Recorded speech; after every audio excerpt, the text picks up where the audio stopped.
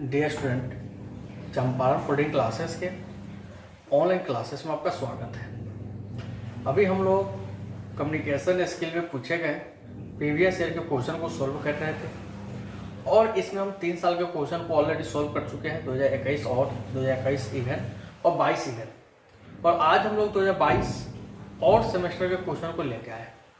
तो चलिए स्टार्ट करते हैं।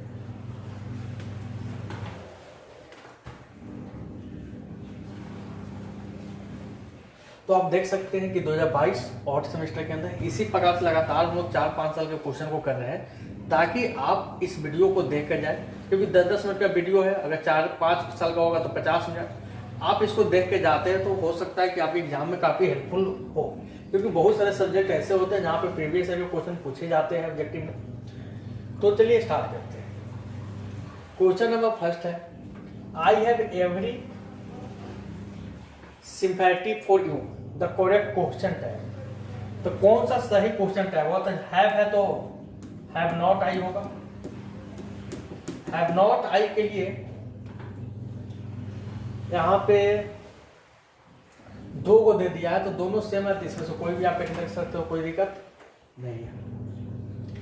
नेक्स्ट है, and exclamatory sentence take punctuation mark. Explanatory जो सेंटेंस होता है तो उसके लास्ट वाला में जो पंक्चुएशन मार्क होता है इस प्रकार होता है। अगर वही निगेटिविटी वाला आता है, यानी आप क्वेश्चन टैग वाला आता है, तो क्वेश्चन मार्क क्वेश्चन वाला होता है। ये वाला करेक्ट आंसर हो जाएगा आपका बी नंबर। थर्ड क्वेश्चन है, haptics a kind of non verbal communication. देखिए हम बार बार बताते हैं हैप्टिक्स, याद रखिए। क्रोनोमिक्स, पारा लैंग्वेज, काइनेसिस,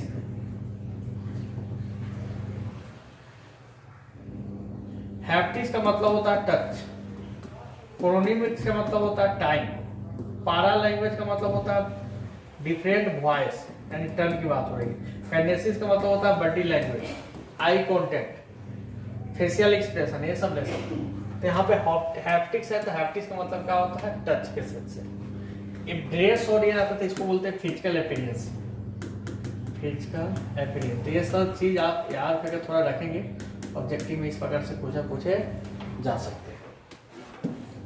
नेक्स्ट है, that dash that which can not be read. जिसको हम नहीं पढ़ सकते उसको बोलते हैं इलिजिबल।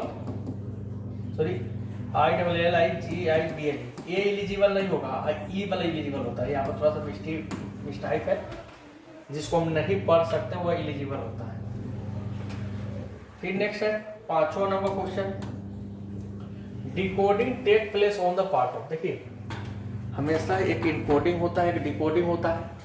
इनकोडिंग कौन करता है भैया? सेंडर करता है। यह ऑब्जेक्टिव में बहुत बड़ी ट्रिक है। इनकोडिंग कौन करता है? सेंडर करता है। डिकोडिंग कौन करता है? तो रिसीवर करता है। कौन करता है? रिसीवर करता है। याद करके रखेंगे, इनकोडिंग कौन करता है? तो सेंडर करता है। डिकोडिंग कौन करता है? तो रिसीवर करता है। तो कौन सा होगा? रिसीवर होगा। The part of a letter contain the message to be communicated, यानी वह पार्ट, लेटर का वह पार्ट जो मैसेज को रखता है, जिसके बारे में बताते हैं। जैसे आप लेटर लिख रहे हैं तो उसका मेन जो पार्ट है ना, कहाँ पर रखते हैं? बड्डी में लगते हैं। बड्डी में जो चीज़ आप छुट्टी की बात है, जो भी चीज़ें कहाँ पर लिखते हो? बड्डी में। तो लेटर का वह पार्ट जो मेन मैसेज को रखता है वो क्या कहलाता है? बड्डी कहलाता है। जब आप क्वेश्चन पढ़िए ना एग्जाम में, तो एक बार में नहीं बुझा, 2 बार धीरे धीरे उस क्वेश्चन को पढ़िए, कुछ ना कुछ सेंस जरूर निकलता है। तो ऑब्जेक्टिव जब पढ़िए तो 2 बार 3 बार ऑब्जेक्टिव पढ़िए अगर टाइम है तो आपके पास। The last step of communication. देखिए जब हम कम्युनिकेशन का सीक्वेंस लिखते हैं तो सबसे लास्ट स्टेप क्या होता है? फीडबैक देना। जैसे हम पढ़ा लेते हैं तो आप लोग ऐसा अच्छे समझ में आए, वो क्या होता है? फीडबैक होता है। और फीडबैक रिस्पॉन्स होता है। जो रिएक्शन हमारा रिसीवर किसको देता है? सेंडर को देता है। वही क्या होता है? फीडबैक होता है। थोड़ा सा माइंड में रखिएगा। नेक्स्ट है, लास्ट स्टेप क्या हो गया? फीडबैक। आपसे पूछता है कंपोनेंट, तो याद करके रखेंगे सेंडर, मैसेज, जरूर आएगा कंपोनेंट एग्जाम में तो जरूर लिख सकते हैं। मैसेज, चैनल जिस या मीडियम बोलते हैं, इसके बाद रिसीवर, इनकोडिंग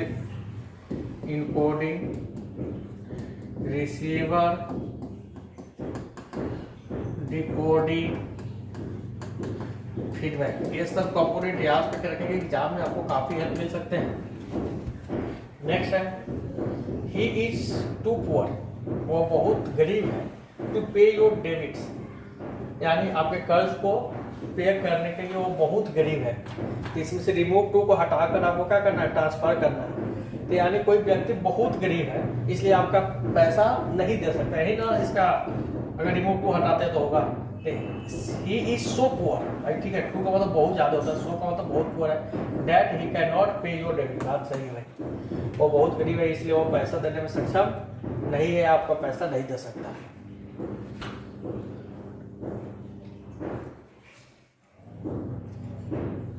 नेक्स्ट है एन इंट्रोगेटिव सेंटेंस, यानी वही जो क्वेश्चन वाला सेंटेंस होता है उसको किससे हम क्वेश्चन मार्क से हमेशा, तो इंट्रोगेटिव सेंटेंस को हमेशा किससे बंद किया जाता है, क्वेश्चन मार्क से, किससे, क्वेश्चन मार्क से। नेक्स्ट है 10 नंबर द वर्ड कल्चर, जो वर्ड कल्चर है वो नाउन है कि प्रोनाउन है कि एडवर्ब है कि वर्ब है, तो कल्चर का मतलब है नाउन होता है, क्या होता है वो नाउन है, तो इसमें तो नाउन ऑप्शन नहीं है, तो नॉन ऑफ दीज मेरा करेक्ट आंसर होगा। एक कल्चरल रहता तो एडजेक्टिव हो जाता, यहाँ पर सीधे कल्चर है तो क्या होता है, नाउन होता है।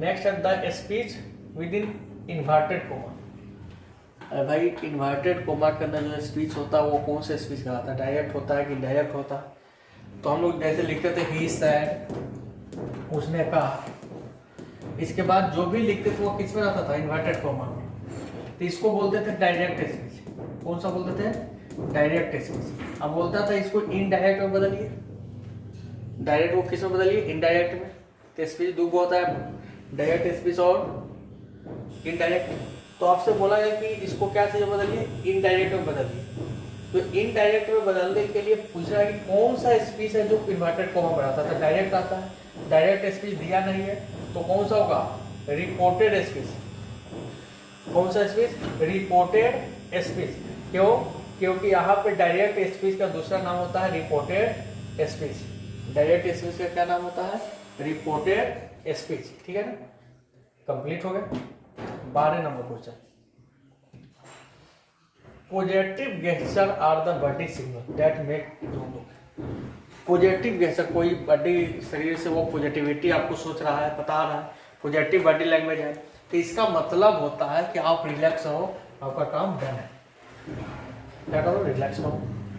विजुअल एड, विजुअल एड का मतलब होता है किसी चीज को हम ग्राफिकल माध्यम से रिप्रेजेंट कर रहे हैं, जैसे हम पढ़ा रहे तो हम ग्राफ के माध्यम से दिखा रहे हैं, क्या वीडियो के माध्यम से स्लाइड बनाकर दिखाता है कोई टीचर, तो उसको हम लोग बोलते हैं ग्राफ, पाई चार्ट के माध्यम से दिखाया, स्लाइड के माध्यम से, पिक्चोग्राफ, ऑल ऑफ एवं।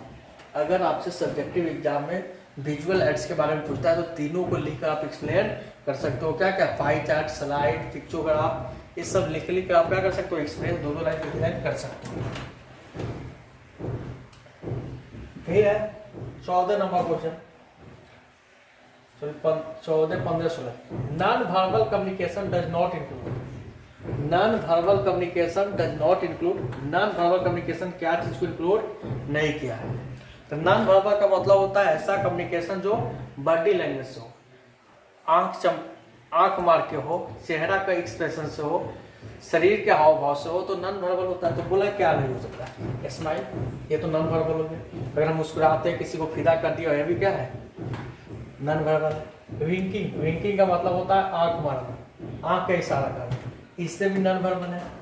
फ्रो, फ्रॉन का मतलब भी नॉन वर्बल कम्युनिकेशन है, एक्साइटेड होकर, नन ऑफ दीज, ये करेक्ट हो जाएगा, फिर सब non verbal. The word opposite in meaning of the word deep, ये भी ऑलरेडी पहले से पूछा था, डीप का मतलब गहरा, उसका इसका मतलब होता है उबरा, एक बार पूछा हुआ है 2021 में, सैलो का अपोजिट क्या होगा, तो डीप होगा, इसको उल्टा करके पूछ लिया है।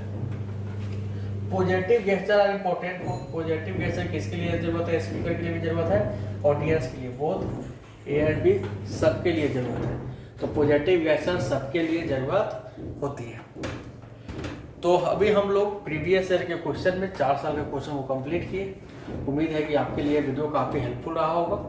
और इसी प्रकार के हेल्पफुल वीडियो अगर आप प्राप्त करना चाहते हैं तो आप मेरे साथ बने रहिए, हम जरूर आपकी मदद करेंगे। नेक्स्ट बार हम लोग नए साल के वीडियो लेकर आपके पास आएंगे।